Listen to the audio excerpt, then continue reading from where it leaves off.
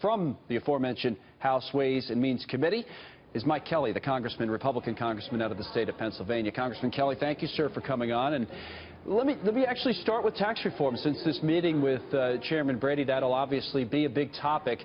Give us a reason to believe that we might see tax reform, say, by the end of this year. See, the vice president is now walking through the Capitol. Do you believe it's possible? Sure.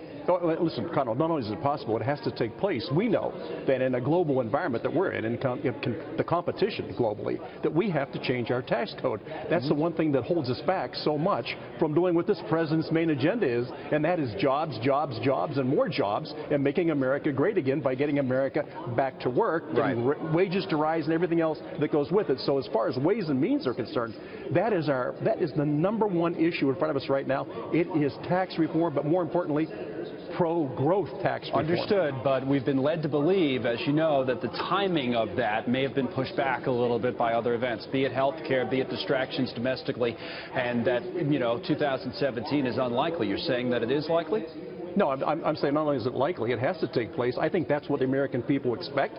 If we let elections stay in the way of doing the right thing, then I think the voters out there are going to look and say, wait a minute, this is not about your success. This is about our country's success. This is about the success of America. So I, for one, would never put my personal ambitions in front of what's the most important thing for the American people, and that's getting our economy back up where it is robust and dynamic, and it can fulfill all those obligations and promises that we've made to the American people. It's that simple. I know a lot of people hope you're right. I know a lot of investors on Wall Street certainly hope that you're right. I want to talk about the budget as well, with this big proposal that's coming out tomorrow. And we'll show some of the numbers on the screen as we talk about it. The president's budget, we're told, includes cuts, $800 billion in Medicaid.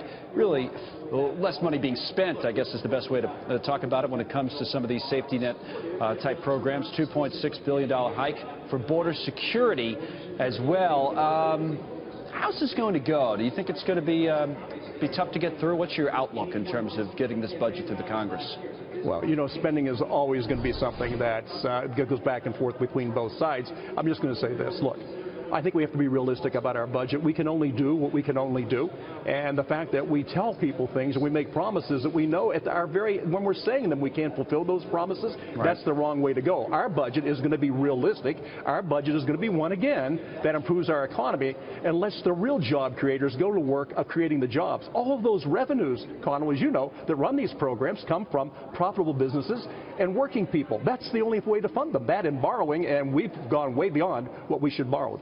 Yeah, and, we've had this discussion for so many years, it almost seems like you're a broken record finding a different way to ask the same question. But, the idea of cutting this money out of programs or not spending as much on programs that are popular politically, that's a difficult one, right? That's a tough sell. The president's going to take a hit on this politically and already has a number of different places. You saw a lot of articles about it this morning, right? Sure. Yeah, well, that's going to happen all the time, but it's the integrity of the programs.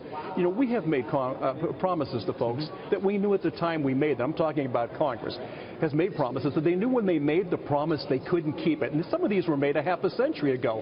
If you're not looking, as an individual, if I'm not looking at the way I'm spending my money today, and more importantly, if I'm not looking at does my revenue match up with what I'm spending, and we're going to continue to go through deficit spending after deficit spending that adds to our long-term debt, that is a recipe for disaster. You don't wake up and smell the coffee right now. Do what you say you're going to do for the right reasons. If you do it, good things usually happen. But I think a real strong dose of honesty is what's needed right here. And I would hate like heck to see this go. It's never about the policy. It's about the political points. That's the worst thing we can do to the American people. Understood. We have to leave it there for today. But Congressman Kelly, we appreciate it. Joining us from just down the hall from where the vice president just arrived. Congressman Kelly out of Pennsylvania.